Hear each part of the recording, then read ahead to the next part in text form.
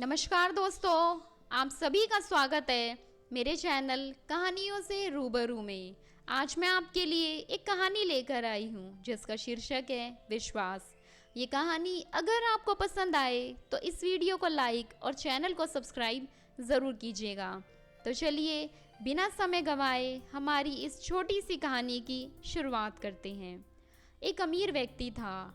उसने समुद्र में अकेले घूमने के लिए एक नाव बनवाई। छुट्टी के दिन वह नाव लेकर समुद्र की सैर करने निकला। आधे समुद्र तक पहुंचा ही था कि अचानक एक जोरदार तूफान आया। उसकी नाव पूरी तरह से तहस नहस हो गई, लेकिन वो लाइफ जैकेट की मदद से समुद्र में कूद गया। जब तूफान शांत हुआ तब तैरता हुआ एक टापू पर पहुंचा, लेकिन वहां भी कोई न था। टापू के चारों ओर समुद्र के अलावा कुछ भी नज़र नहीं आ रहा था। उस आदमी ने सोचा, जब मैंने पूरी ज़िंदगी में किसी का बुरा नहीं किया तो आज मेरे साथ ये क्यों हुआ। उस इंसान को लगा कि ईश्वर ने मौत से बचाया है तो आगे का रास्ता भी वही दिखाएंगे। भूख लगने पर उसने उगे झाड़ फूल पत्ते खाकर धीरे धीरे दिन बिताने लगा। अब धीरे धीरे उसकी आस टूटने लगी। ईश्वर पर से उसका यकीन, उसका विश्वास उठने लगा। फिर उसने सोचा, अब पूरी ज़िंदगी यही इस टापू पर बितानी ही है तो क्यों ना एक झोपड़ी बना लूं। फिर उसने झाड़ की डालियों और पत्तों से एक छोटी सी झोपड़ी बनाई और सोचने लगा कि आज रात इस झोपड़ी में सोऊंगा, बाहर सोना नहीं पड़ेगा। रात हुई ही थी कि अचानक मौसम बदला। बिजलियां जोर जोर से कड़कने लगी। तभी अचानक एक बिजली उस झोपड़ी पर आ गिरी और झोपड़ी धधकते हुए जलने लगी। यह देखकर वो इंसान टूट गया।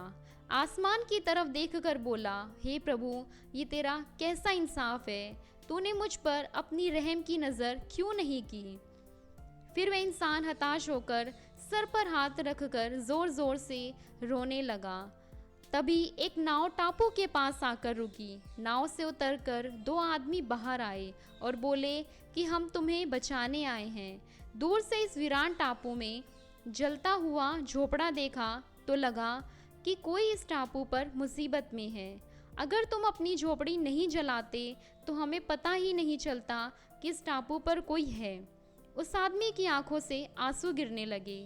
उसने ईश्वर से माफ़ी मांगी और बोला, हे भगवान, मुझे क्या पता था कि तूने मुझे बचाने के लिए मेरी झोपड़ी जलाई थी। यकीनन तू अपने भक्तों का हमेशा ख्याल रखता है। उसकी रहमतों की बरसात तो हर पल हर समय हम पर होती है। बस कमी है तो हमारे विश्वास की। हमारा विश्वास ही है जो डगमगा जाता है।